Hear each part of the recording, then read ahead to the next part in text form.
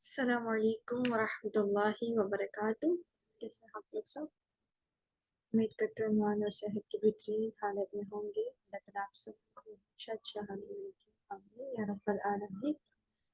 Okay جی، سب سے پہلے ہم اپنی تفسیر اسٹارٹ کریں گے سورہ مریم کی آیت نمبر 12 سے۔ دعا کر لیتے ہیں۔ اعوذ باللہ من الشیطان الرجیم، بسم اللہ الرحمن الرحیم۔ رب اشرح لي رب اشرح لي صدري ويسر لي أمري واحلل عقدة من لساني يفقهوا قولي رب زدني علما اللهم فقهنا في الدين آمین یا رب العالمین۔ آیت نمبر 12 سے آپ لوگ اپنے قرآن پاک بھی نکال لیجیے گا اور نوٹ بک بھی، ٹھیک ہے؟ اسٹارٹ کرتے ہیں انشاءاللہ۔ اوکے، اعوذ باللہ من الشیطان الرجیم، بسم اللہ الرحمن الرحیم۔ یا یحییٰ، اے یحییٰ، خذ الکتاب بقوہ، لے لو کتاب کو قوت کے ساتھ، مضبوطی کے ساتھ۔ قوت کا معنی یہاں پر جد اور اجتہاد ہے، یعنی پوری محنت اور مشقت کے ساتھ۔ وآتیناہ الحکم صبیا، اور عطا کی تھی ہم نے اس کو حکم بچپن میں ہی، جب وہ بچے تھے۔ حکم سے کیا مراد ہے؟ حکم سے مراد نبوت بھی ہے، حکمت اور سمجھ بوجھ بھی ہے۔ حکم سے مراد قوت فیصلہ بھی لی جاتی ہے اور کتاب کی سمجھ بھی۔ اب بعض نے کہا ہے کہ یحییٰ علیہ السلام کو بچپن میں ہی نبوت عطا کر دی گئی۔ بعض نے کہا کہ یہاں پیچھے اس آیت میں کتاب کا ذکر آ رہا ہے تو یہاں حکم سے مراد کتاب کی سمجھ ہے۔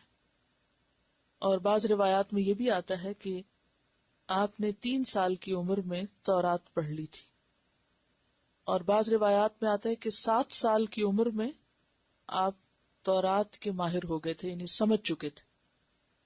اور پھر ظاہر ہے اللہ نے آپ کو نبی بھی بنایا تھا، اور آپ عام بچوں کی طرح نہیں تھے۔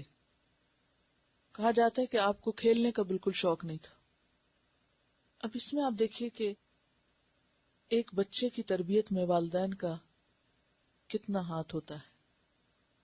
اگرچہ یہ سب اللہ کی رحمتیں ہیں، لیکن یہ سلسلہ کہاں سے شروع ہوا، کب سے شروع ہوا؟ پیچھے جا کر دیکھیے۔ شروع میں فرمانا ذکر رحمت ربک عبدہ زکریا، تیرے رب کی رحمت کا ذکر ہے جو اس نے اپنے بندے زکریا پر کی۔ اور رحمت میں کیا ہے کہ بیٹا بھی دیا، اور پھر اس کو کتاب اور حکم سے نوازا، یعنی کتاب کی سمجھ اور حکم، حکمت اور نبوت اور ایک خاص خصوصیت سے نوازا۔ کیوں؟ اس کے پیچھے کیا تھا کہ زکریا علیہ السلام نے ایک خاص مقصد کے لیے بیٹا مانگا تھا۔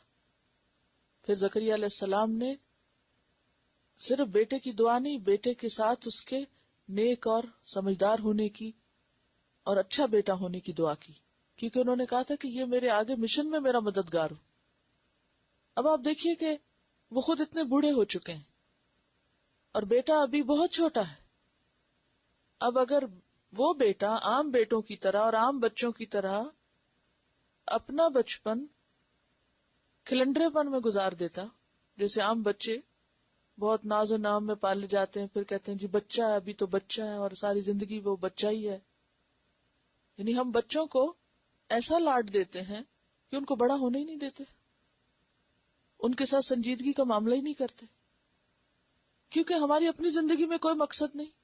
لہذا بچوں کے لیے بھی اگر کوئی مقصد ہے تو ان کی دنیا بنانے کا ہے، دین کے کام کے لیے تو مقصد نہیں ہے، کیونکہ جس کے ذہن میں جو مقصد ہوتا ہے وہ بچپن سے پھر اسی اٹھان کے ساتھ اور اسی نظریے اور اسی ذہن کے ساتھ بچے کی تربیت کرتا ہے، اور والدین کے اندر اس مقصد کی شدت جتنی زیادہ ہوگی وہ اتنی زیادہ انڈیلنے کی کوشش کریں گے۔ پھر یہ اللہ کا کام ہے کہ وہ اپنی رحمت سے ان بچوں کے دل میں بھی وہ بات ڈال دے۔ تو اس میں آپ دیکھیے کہ ایک طرف دعائیں ہیں اور دوسری طرف کوشش ہے، اور تیسری طرف رب کی رحمت ہے۔ کہ اس رحمت کی وجہ سے اللہ سبحانہ وتعالیٰ نے ان کو یہ ساری نعمتیں عطا کی تھی.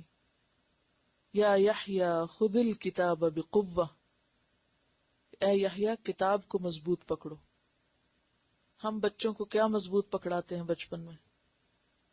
رنگ رنگ کے کھلونے، اتنے کھلونے کہ وہ ساری زندگی پھر کھلنڈرے پن کا ہی شکار رہتا ہے. ہم محبت کا اظہار کس طرح کرتے ہیں بچوں کے ساتھ؟ کیا کیا خرید کے دیتے ہیں. اور پھر اگر کوئی سنجیدہ بات بچوں سے کریں بھی تو عموماً کیا کہتے ہیں؟ بچوں کا بچپن نہ چھینو، بچوں کا بچپنا رہنے دو. کہ تم بچپن میں ان کو اتنا سنجیدہ بنا دو گے، بچپن میں اتنی بڑی بڑی باتیں کر دو گے کہ تم ان کو بچہ ہی نہیں رہنے دے رہے. اور اسی لیے آپ دیکھتے ہیں کہ لوگ مختلف طرح سے بچوں کو پالتے ہیں. نبیلہ وہ جو آپ اس دن بتا رہی تھی کہ چھوٹے بچوں کو، ہاں، کہ کس طرح وہ چند سال کی عمر میں ہی کیا کچھ لکھنے اور پڑھنے کے قابل ہو جاتے ہیں. وہ آپ بھی ایک قصہ بتا رہی تھی ماں باپ کا، وہ جو فلپائنی جوڑے کا. آئیے بتائیے ذرا، اگر آپ کو یاد ہے تو آپ بھی بتائیے. کیونکہ آپ سب خواتین ہیں اور بچوں کی تربیت آپ سب کا فریضہ ہے، تو سب کو کچھ ایسی باتیں معلوم ہونی چاہیے کہ جو صرف اس دور میں نہیں، آج بھی لوگ اپنے مقصد اور مشن کے لیے تجربے کر رہے ہیں، اور کس طرح ان کے تجربے جو ہیں وہ کامیاب بھی ہیں. السلام علیکم. آج سے چند سال پہلے میں نے فل ڈانہیو شو میں ایک والدین کو دیکھا تھا. فادر جو اس کا تھا وہ چیکوسلواکین تھا، اور ماں جو تھی نا وہ فلپین تھی. ان کی 4 بیٹیاں تھیں. تو انہوں نے اپنی پہلی بچی پہ یہ تجربہ کیا کہ وہ جب پریگننٹ تھی نا اس کی وائف، تو باپ جو ہے نا شاید وہ میتھمیٹک یا سائنس میں کچھ ایکسپرٹ تھا. تو وہ جو ہے نا بڑی بڑی کتابیں جو ہے نا وہ پڑھتا تھا ایسے ہی اپنی وائف کے پاس بیٹھ کے نا. تو وہ بچہ جو ہے نا جیسے شروع سے اس نے سننے کی اس کی عادت پڑ گئی. تو وہ پیدا ہوئی نا تو تقریباً 1 یا 2 سال کی تھی. تو اس کے باپ نے اس کو مطلب پڑھانا اور لکھانا اور سب سکھانا شروع کر دیا. By the time she was only 10 اور 12 ایئرز اس نے گریجویٹ ہو گئی یونیورسٹی کی. اس کے پاس یونیورسٹی کی ڈگری تھی. پھر ان کے پاس اسی درمیان ان کے 3 بیٹیاں اور ہوئیں. تو انہوں نے ہر بیٹی میں ڈفرینٹ ایکسپیریمنٹ کیا تھا. ایک کو انہوں نے میتھمیٹیشین مطلب بہت اس میں بنایا، دوسری کو انہوں نے میوزک کا بہت ماسٹر بنایا، تیسری کو انہوں نے کچھ سائنس میں بنایا، اور چوتھی کا مجھے یاد نہیں رہا کیا تھا وہ. تو انہوں نے 4 ڈفرینٹ بیٹیوں کو باقاعدہ دکھایا ٹی وی پہ کہ بائی دا ٹائم دے ور 10 اور 12 they were masters, P H D تک. By the time she was 16 she was P H D holder. تو یہ شو جو ہے نا مجھے کبھی بھولتا نہیں ہے. اور اس کے ایکسپیریمنٹ تو ظاہر ہے اب بہت سے لوگ کرتے بھی ہیں کہ جب بچہ پریگننسی کے درمیان قرآن پڑھا جاتا ہے تو بچہ جب پیدا ہو جاتا ہے اور اس کو کوئی تکلیف ہوتی ہے اور قرآن کی آیت اگر سنائی جائیں تو بچہ فوراً خاموش ہو جاتا ہے. یہ میری بیٹی نے اپنے بچے کے ساتھ کیا ہے، تو تھوڑا سا مجھے بھی اس کا ذرا ایکسپیرینس ہو رہا ہے، تو اس لیے میں یہ. اور میرے داماد جو ہمیشہ جو ہے نا شام کے وقت مغرب کے وقت نا بیٹھ کے قرآن پڑھتے ہیں. تو ابھی نئی بیبی بھی ہوئی ہے اس کی، تو ابھی 2 مہینے کی ہے. تو روز شام کو مغرب کے وقت جو ہے نا دونوں بچوں کو پاس بٹھا کے نا میرے داماد تلاوت کرتے ہیں. تو اس سے بچوں پہ میں نے دیکھا ہے کہ جب بھی قرآن کی کوئی ٹیپ یا کیسٹ لگی ہو نا تو دونوں بچے فوراً خاموش ہو جاتے ہیں. کوئی بھی شور شرابہ، کوئی بھاگ دوڑ، کچھ بھی نہیں، بالکل جیسے ایک دم سے سائلنٹ ہو جاتے ہیں. جزاک اللہ. Assalamu alaikum. On the Oprah show, there was a kid called Maddie. He and his mother both were wheelchair bound. He had the pipe in his throat and everything. This boy was 3 when he started. Graduate ہو گئی university کی. اس کے پاس university کی degree تھی. پھر ان کے پاس اسی درمیان ان کے 3 بیٹیاں اور ہوئیں. تو انہوں نے ہر بیٹی میں ڈفرینٹ ایکسپیریمنٹ کیا تھا. ایک کو انہوں نے میتھمیٹیشین مطلب بہت اس میں بنایا، دوسری کو انہوں نے میوزک کا بہت ماسٹر بنایا، تیسری کو انہوں نے کچھ سائنس میں بنایا، اور چوتھی کا مجھے یاد نہیں رہا کیا تھا وہ. تو انہوں نے 4 ڈفرینٹ بیٹیوں کو باقاعدہ دکھایا ٹی وی پہ کہ بائی دا ٹائم دے ور 10 اور 12 they were masters, P H D تک. By the time she was 16 she was P H D holder. تو یہ شو جو ہے نا مجھے کبھی بھولتا نہیں ہے. اور اس کے ایکسپیریمنٹ تو ظاہر ہے اب بہت سے لوگ کرتے بھی ہیں کہ جب بچہ پریگننسی کے درمیان قرآن پڑھا جاتا ہے تو بچہ جب پیدا ہو جاتا ہے اور اس کو کوئی تکلیف ہوتی ہے اور قرآن کی آیت اگر سنائی جائیں تو بچہ فوراً خاموش ہو جاتا ہے. یہ میری بیٹی نے اپنے بچے کے ساتھ کیا ہے تو تھوڑا سا وہ مجھے بھی اس کا ذرا ایکسپیرینس ہو رہا ہے، تو اس لیے میں یہ. اور میرے داماد جو ہمیشہ جو ہے نا شام کے وقت مغرب کے وقت نا بیٹھ کے قرآن پڑھتے ہیں. تو ابھی نئی بیبی بھی ہوئی ہے اس کی، تو ابھی 2 مہینے کی ہے، تو روز شام کو مغرب کے وقت جو ہے نا دونوں بچوں کو پاس بٹھا کے نا میرے داماد تلاوت کرتے ہیں. تو اس سے بچوں پہ میں نے دیکھا ہے کہ جب بھی قرآن کی کوئی ٹیپ یا کیسٹ لگی ہو نا تو دونوں بچے فوراً خاموش ہو جاتے ہیں. کوئی بھی شور شرابہ، کوئی بھاگ دوڑ، کچھ بھی نہیں، بالکل جیسے ایک دم سے سائلنٹ ہو جاتے ہیں. جزاک اللہ. Assalamu alaikum. On the Oprah show, there was a kid called Maddie. He and his mother both were wheelchair bound. He had the pipe in his throat and everything. This boy was 3 when he started to write poetry. By the time he was 7, he published 2 books. And he felt that his main purpose in life was to spread peace. And he made that everything. And he said, God sent me here for a purpose. I'm not going to be here for long. And I have to do what I'm sent here for. I don't have much time. And he ended up passing away by the age he was 9, but he did every single thing he could. And he knew his purpose, and the kid was only 9. And anybody who ever met him thought he was just the complete symbol of peace. His mom is wheelchair bound. His siblings passed away. I mean, it's not that people can't do it. It's that if you want to do it, you can. And another thing I was telling is that there are kids in schools in 2nd, 3rd grade that they want to raise money for something that's going on in the other end of the world. They collect pennies. One class collected $400,000 by collecting pennies. They're not Muslims. They're 2nd, 3rd graders. And who helps them? Their teachers, families, whoever, in public schools. And just one class did that. And it's because they wanted to do it. They have a thing for humanity, to save people, to help people. السلام علیکم. میرا اپنا experience ہے. میری شادی ہو گئی تھی، 2nd year میں تھی، پھر میں نے گریجویشن کیا. میں پریگننٹ تھی، میرا بڑا بیٹا ہونے والا تھا، اور میرے پاس ڈبل میتھس تھا. آپ یقین کریں گے کہ میں کالج سے ہی ہاسپٹل گئی، لیکن اب ماشاءاللہ میرا بیٹا جو ہے وہ میتھس میں سو آؤٹ اسٹینڈنگ کہ اس کا میتھس اتنا اسٹرانگ ہے کہ اس کو ضرورت ہی نہیں ہوتی کہ وہ کوئی ہیلپ بھی کسی قسم کی لے اس میں. لیکن میجارٹی عورتوں کی کن کاموں میں وقت گزارتی ہے؟ ہم سب اپنا جائزہ لیں کہ دل بہلانے کے لیے ہم نے اور کتنے شغل اختیار کر رکھے ہیں، اور اسی دوران بچے پیدا بھی کیے، اور بچے اپنی دنیا میں ہیں اور ہم اپنی دنیا میں ہیں. یا یحییٰ خذ الکتاب بقوہ وآتیناہ الحکم صبیا. اب یہ ہے کہ جو ہو چکا وہ تو ہو چکا، آئندہ نسلوں کو پکڑیں، بچوں کے بچوں کو پکڑیں اور ان پر محنت کریں، کیونکہ ہمارا وقت تو لا علمی میں یا غفلت میں گزر چکا، لیکن اب بھی اس کو کمپنسیٹ کرنے کا وقت ہے کہ جب تک انسان کو مہلت ملی ہے انسان اپنے وقت سے بہتر پلاننگ کے ساتھ فائدہ اٹھائے. وَآتَيْنَاهُ الْحُكْمَ صَبِيًّا، اور عطا کی تھی ہم نے اس کو حکمت، سمجھ بوجھ، فیصلے کی قوت، کتاب کی سمجھ، جبکہ وہ بچہ سا ہی تھا بچپن میں ہی. اور کیا عطا کیا ہم نے اس کو؟ وَحَنَانًا، حنان عطا کیا. حنان کہتے ہیں محبت اور سوز و گداز کو، نرم دلی کو.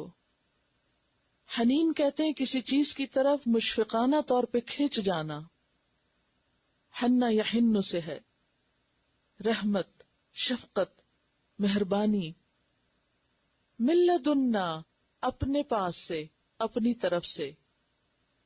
یحییٰ علیہ السلام کو اللہ تعالی نے اپنے پاس سے خاص طور پر محبت اور سوز اور انسانوں پر شفقت اور مہربانی کا ایک وافر حصہ عطا کیا تھا، کیونکہ صرف کتاب کافی نہیں ہوتی دین کا کام کرنے کے لیے، اس کے لیے محبتوں کو عام کرنا ضروری ہے، محبتیں نچھاور کرنا ضروری ہے، نرمی اور شفقت.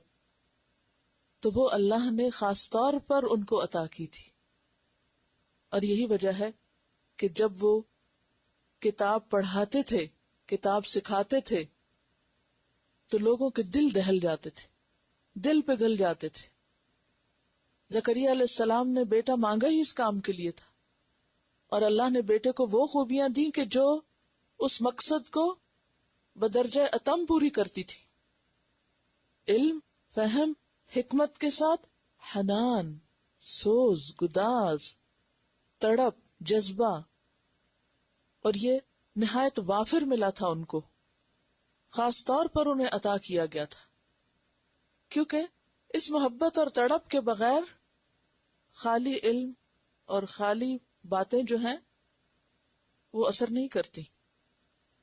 آپ نے دیکھا ہوگا کہ بعض اوقات کوئی شخص بہت کچھ جانتا ہوتا ہے، بہت علم ہوتا ہے اس کے پاس، لیکن نہ اس کی بات سمجھ آتی ہے نہ دل پہ اترتی ہے. کیوں؟ اس لیے کہ اس کے دل میں لوگوں کے لیے تڑپ، ہمدردی اور محبت نہیں ہوتی. تو جب آپ اللہ کی کتاب کو پڑھاتے وقت لوگوں کے لیے ایک خیر خواہی اور تڑپ اپنے اندر لے آئیں تو ٹوٹی پھوٹی باتیں بھی اثر کرنے لگتی ہیں. تو یہاں اللہ تعالیٰ نے ان کو ایک تو شروع عمر سے یہ سب کچھ دیا، اور اس کے ساتھ یہ کہ دینے کا انداز بھی بہت خوبصورت دیا. وزکاتن، اور زکات.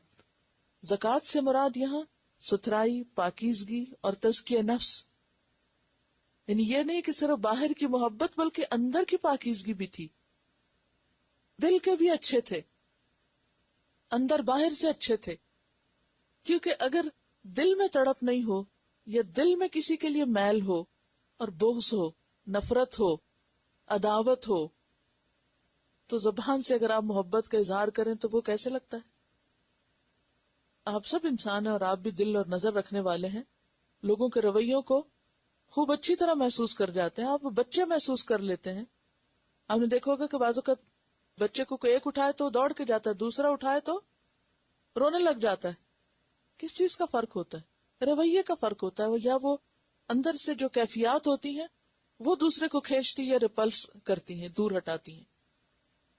تو یحییٰ علیہ السلام کو اللہ تعالیٰ نے اندر کی خوبصورتی بھی دی، یعنی زکوٰۃ سے مراد یہاں تزکیہ، اور ظاہری بھی صفائی اس میں شامل ہو جاتی ہے، لیکن عموماً جب تزکیہ کا لفظ استعمال ہوتا ہے تو وہ باہر سے زیادہ اندر کی طہارت کے لیے آتا ہے.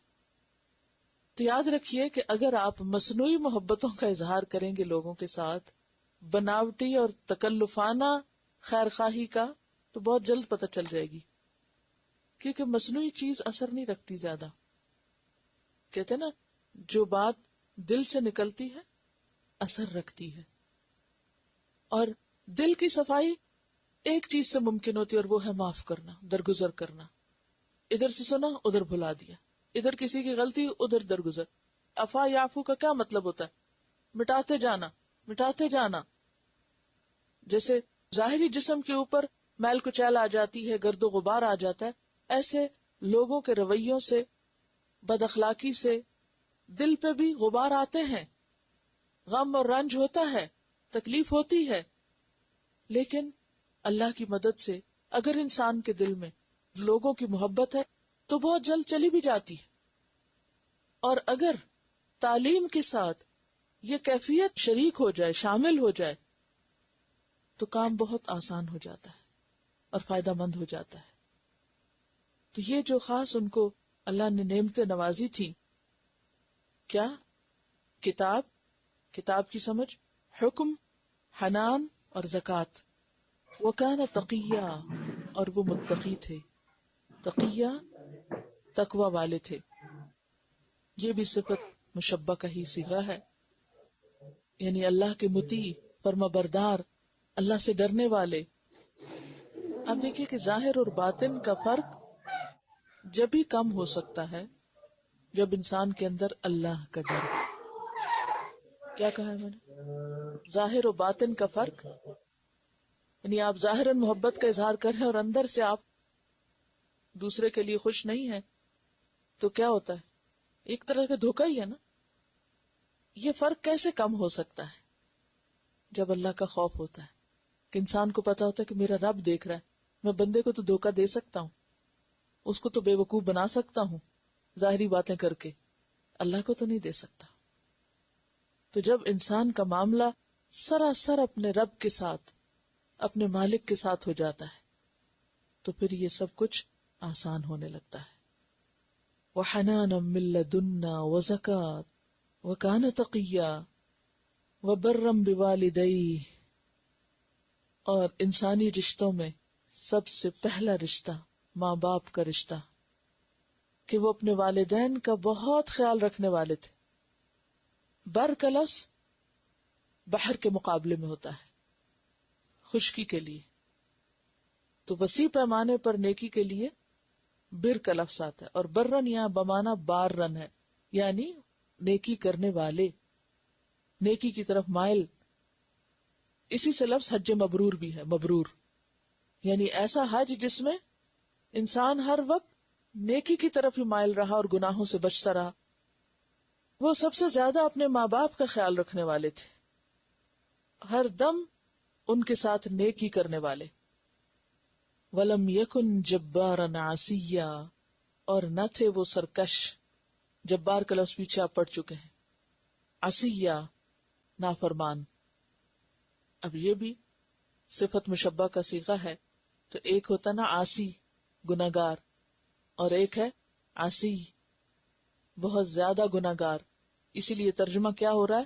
صرف نافرمان نہیں ہو رہا، بڑا نافرمان. اور نہ تھے وہ سرکش اور نافرمان. اب کچھ مثبت صفات کا ذکر کیا اور کچھ منفی صفات کی نفی کی. مثبت صفات کا اس بات کیا اور منفی صفات کی نفی کی. کیا تھے وہ اور کیا نہ تھے. جو خوبیاں ان کی تھیں ایک طرف وہ بتائی گئی، اور دوسری طرف جن خرابیوں سے پاک تھے وہ ان کا ذکر کیا گیا. اور دو بڑی چیزوں سے وہ بالکل بری تھے. نمبر 1 سرکشی، کہ وہ دوسروں کے اوپر ڈومینیٹ نہیں کرتے تھے، زور زبردستی نہیں کرتے تھے. جبار وہ ہوتا نا جو دوسروں کے اوپر جبر کرے، دوسروں کو مصیبت میں ڈالے. پیار محبت سے کام کرانے والے تھے، دوسروں پر سختی کرنے والے نہیں تھے، دوسروں کے مقابلے میں تکبر نہیں کرتے تھے، اور نہ ہی اللہ کے نافرمان.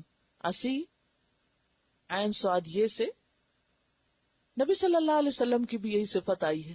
کیا کہ آپ اپنے صحابہ کرام کے لیے کیا تھے؟ بہت نرم دل تھے، اپنے ساتھیوں کے لیے بہت مہربان تھے. اور یہی وجہ ہے کہ ساتھی بھی آپ سے بے پناہ محبت کرتے تھے. آج ہماری لیڈرشپ میں یعنی مسلمانوں کی خاص طور پر یہ چیز ختم ہوتی جا رہی ہے کہ ان کے اندر ساتھیوں کے لیے، اپنے فالوورز کے لیے محبت اور شفقت کا جذبہ نہیں ہے. آپ صلی اللہ علیہ وسلم کو کیا حکم دیا گیا؟ وَخْفِضْ جَنَاحَكَ لِلْمُؤْمِنِينَ. مومنوں کے لیے کیا کرو؟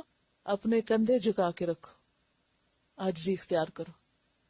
اور دوسری جگہ کیا کہا؟ لَوْ كُنْتَ فَظًّا غَلِيظَ الْقَلْبِ لَانفَضُّوا مِنْ حَوْلِكَ.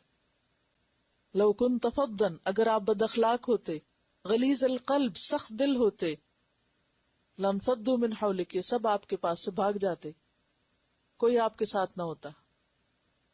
لیکن اس کثرت سے لوگ آپ کے ساتھ تھے کہ دشمن بھی آپ کے لیے نرم گوشہ اندر سے رکھتے تھے. وہ تو نظریے کی جنگ تھی نا، ذات سے آپ کی کوئی شکایت نہیں تھی ان کو. صادق اور امین کہتے تھے آپ کو، یعنی آپ صلی اللہ علیہ وسلم کی ذات سے انہیں نہیں شکایت تھی. مخالفت کس چیز کی تھی؟ نظریے کی. ذاتی دشمنی نہیں تھی آپ کی کسی کے ساتھ بھی. تو آپ رحمت للعالمین تھے. وما ارسلناک الا رحمت للعالمین. تو یحییٰ علیہ السلام بھی ولم یکن جبارا عصیا وسلام علیہ، اور سلامتی ہو اس پر، ہر دکھ سے محفوظ رہیں. یوم ولدہ، جس دن وہ پیدا ہوئے، دنیا میں آئے. ویوم یموت، اور جس دن وہ فوت ہوں گے دنیا سے جانے کے وقت. ویوم یبعث حیا، اور جس دن وہ اٹھائے جائیں گے زندہ ہو کر، یعنی مرنے کے بعد قیامت کے دن. یہ 3 مواقع بہت وحشت کے مواقع ہوتے ہیں. یعنی بچہ جب پیدا ہوتا ہے تو آپ نے دیکھا ہوگا کہ ایک دم روتا ہے، کیونکہ 9 مہینے کا عرصہ اس نے ایک تنگ تاریک جگہ میں گزارا ہوتا ہے، ایک خاص ٹیمپریچر کے اندر. جو ہی وہ باہر آتا ہے ایک وسیع و عریض دنیا میں، تو یہ ایک گھبراہٹ کا وقت ہوتا ہے. اسی طرح جب انسان واپس موت کے منہ میں جاتا ہے، قبر میں اترتا ہے، تو پھر وہ ایک تنگ تاریک گوشے میں چلا جاتا ہے. قیامت کے دن پھر قبریں پھٹیں گی اور دوبارہ اٹھے گا، ایک اور وحشت کا وقت ہوگا. لیکن یحییٰ علیہ السلام ان تینوں مواقع پر ہر وحشت سے، ہر دکھ سے محفوظ. وَسَلَامٌ عَلَيْهِ يَوْمَ وُلِدَ وَيَوْمَ يَمُوتُ وَيَوْمَ يُبْعَثُ حَيًّا. چلیے تلاوت سنیے. بسم اللہ الرحمن الرحیم. کافها یا عین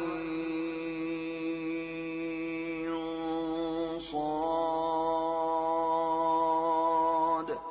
ذکر رحمت ربک عبده زکریا إذ نادى ربه نداء خفيا قال رب إني وهن العظم مني واشتعل الرأس شيبا ولم أكن بدعائك رب شقيا وإني خفت الموالي من ورائي وكانت امرأتي عاقرا فهب لي من لدنك وليا يرثني ويرث من آل يعقوب واجعله رب رضيا.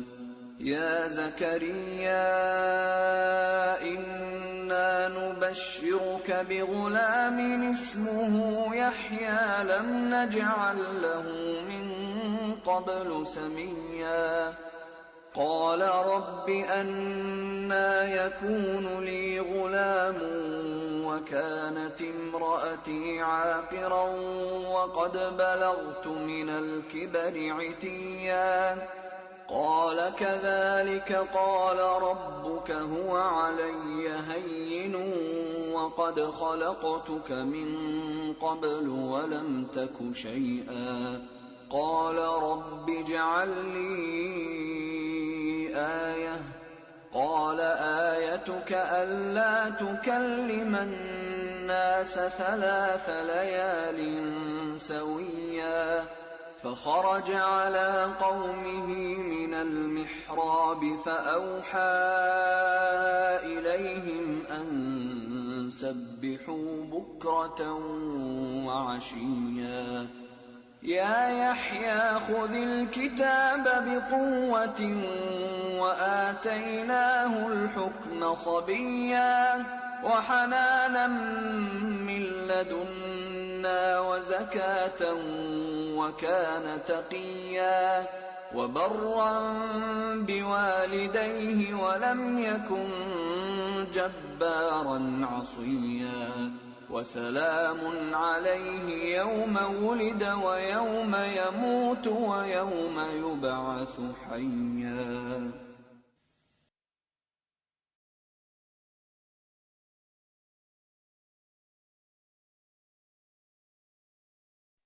السلام علیکم ورحمۃ اللہ وبرکاتہ. الحمدللہ. جی آج کی تفسیر سے کیا سیکھا آپ لوگوں نے؟ ہینڈ ریز کریے گا، ہینڈ ریز کر کے بتائیے گا مجھے. آپ لوگوں نے کہیں ایسا دیکھا ہے کہ بچوں کے اوپر اس طرح سے ریسرچ کی گئی ہو، یا آپ نے کہیں ریسرچ کی ہو اس بارے میں؟ جی جویریہ تاج. میں نے ایک بات جو سیکھی وہ یہ کہ جب تک آپ کا دل صاف نہیں ہوتا آپ جو مرضی کرتے رہیں آپ کے اعمال کا کوئی فائدہ نہیں ہوتا. سب سے پہلے اپنا دل صاف کرنا ہوگا، تبھی پھر ہم دوسروں کا جو خیال رکھ رہے ہیں اس کا فائدہ بھی ہوگا. بالکل. اور کوئی کچھ کہے گا بچوں کے بارے میں جو ہم نے پڑھا اس کے مطابق؟ جی اقرا.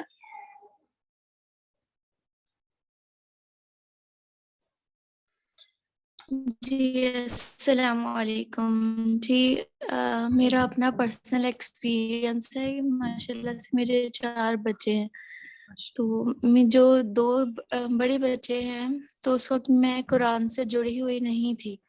تو اس وقت میں میری فیلنگز بہت ڈفرینٹ تھی. جب میں نے ان دونوں کو ریز کر رہی تھی، میں ان دونوں کو ڈفرینٹ قسم کی تھنکنگ تھی. مطلب سب کچھ ہونے کے باوجود ایک ڈپریشن تھی جو میں آج بہت زیادہ فیل کرتی ہوں ان بچوں کے اندر. جبکہ جب میں میں اپنے تیسرے بچے کو جب وہ پیدا ہوئی اس کے بعد میں قرآن سے جڑی اور میں نے جو ہے وہ الہدا میں ایڈمیشن لیا، میں نے پڑھنا شروع کیا، تو میرے اندر اتنی واس چینجز آئیں جو وہ چینجز میں آج اپنی بچی میں دیکھتی ہوں کہ اسے مجھے کہنا نہیں پڑتا کہ بیٹے نماز کا وقت ہو گیا. جبکہ ان سے جو 2 بڑے پہلے جو بچے انہیں بار بار ابھی بھی کہنا پڑتا ہے، اور جبکہ وہ بھی ابھی اتنی سستی دکھا جاتے ہیں. جبکہ جو تیسری بیٹی ہے اسے مجھے کہنا بھی نہیں پڑتا، یعنی اس کا جو یقین کا جو لیول ہے جو میرے اندر تیسرے مرتبہ میں آیا وہ میں اس میں ٹرانسفر کر پائی.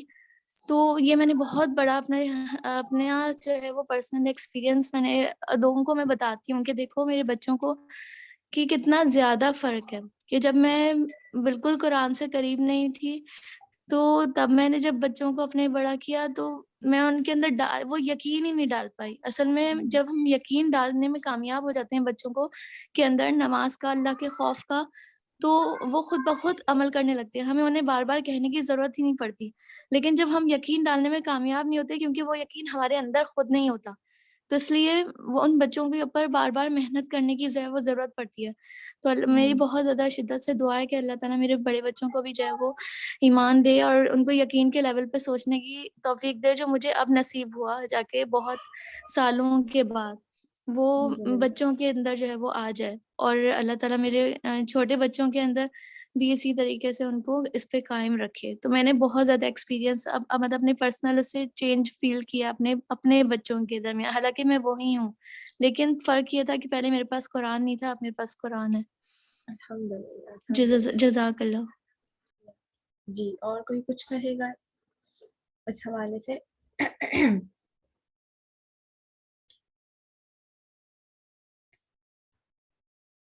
کسی نے اس پر ریسرچ کی ہو اور کوئی اس ایکسپیرینس سے گزرا ہو؟ جی نہیں، بس اور کوئی کچھ کہے گا اگر اس کے علاوہ کچھ کہنا چاہے کہ اللہ کا پیغام پہنچانے کے لیے انسان کے اندر کیا چیز ہونی چاہیے؟ زور، زبردستی، بحث و مباحثہ کرنا، یا نرم دلی ہونی چاہیے؟ کیا ہونا چاہیے؟ جی جو کہنا چاہتا ہے مائک کو بھی انمیوٹ کر کے کہہ سکتا ہے. ٹھیک ہے، میں نے الاؤ کر دیا. جی جی میں کہوں؟ جی بولیں. کیا؟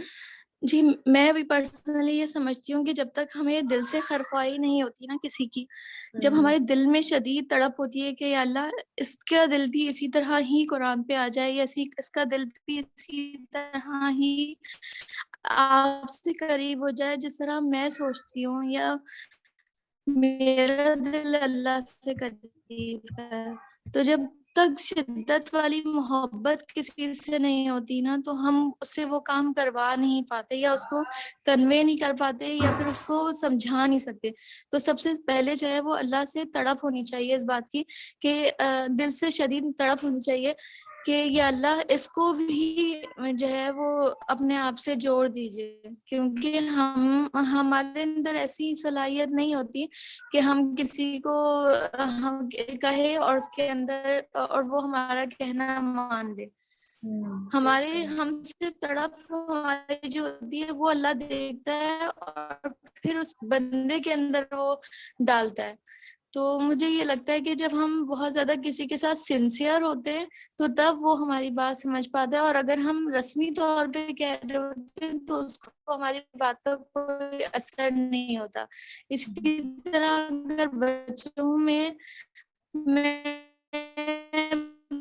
بہت زیادہ اگر ان کو سمجھاؤں بہت زیادہ پیار سے، بہت ان کے سامنے بیٹھ کے روں تو ان کے اوپر اثر ہوتا ہے.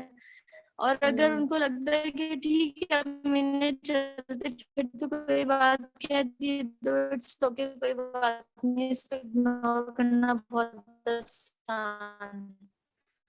ٹھیک ہے، الحمدللہ کہ تھوڑی بہت آپ کی آواز کٹ رہی تھی تو کچھ مجھے سمجھ آیا الحمدللہ، باقی آپ نے جو کہا جی ٹھیک تھا۔ جزاک اللہ۔ اوکے جی، اور کوئی کچھ کہنا چاہے گا؟ پھر میں ترجمے کی طرف چلتی ہوں۔ ترجمہ کس نے یاد کر لیا ہے آج؟ آیت نمبر 4 سے 11 تک ہمارا ترجمہ تھا الحمدللہ۔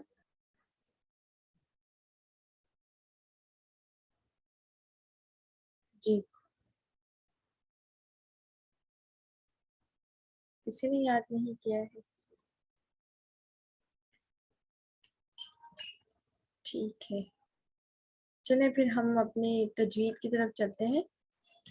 ہم نے آیت نمبر 1 to 6 تک جو ہے وہ تجوید کر لی تھی۔ 4 to 6 ہوئی تھی ہماری لاسٹ ٹائم، تو اب ہم آگے انشاءاللہ کریں گے تجوید آیت نمبر 7 سے۔ ٹھیک ہے، کون پڑھنا چاہے گا ابھی ہینڈ ریز کرے تاکہ اسی کا مائک جو ہے وہ میں انمیوٹ کر لوں، یا میں ایک دفعہ آپ لوگوں کو کچھ آیات کی تجوید جو ہے وہ پڑھا دیتی ہوں، آپ اس کو پڑھ لیجیے گا۔ ٹھیک ہے، ہوم ورک میں انشاءاللہ گروپ میں ہی سینڈ کر دوں گی۔ 3 دفعہ پڑھوں گی میں ایک آیت کو، اور پھر اس کے بعد میں انشاءاللہ میٹنگ جو ہے۔ اعوذ باللہ من الشیطان الرجیم، بسم اللہ الرحمن الرحیم، وَإِنِّي خِفْتُ الْمَوَالِيَ مِنْ وَرَائِي وَكَانَتِ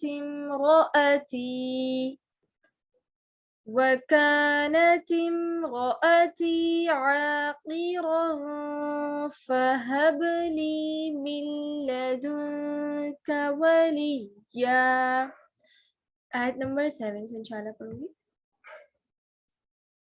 یا زکریا انا نبشرک بغلام اسمہ یحییٰ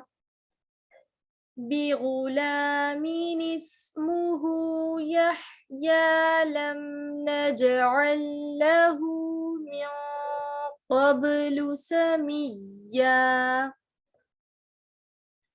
یا زکریا انا نبشرک بغلام اسمہ یحییٰ لم نجعل له من قبل سمیّا۔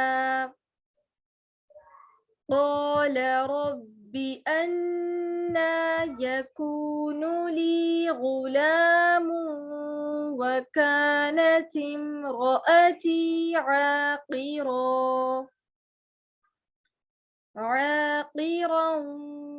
وقد بلغت من الكبر عتيا۔ قال رب أنى يكون لي غلام وكانت امرأتي عاقرا وقد بلغت من الكبر عتيا۔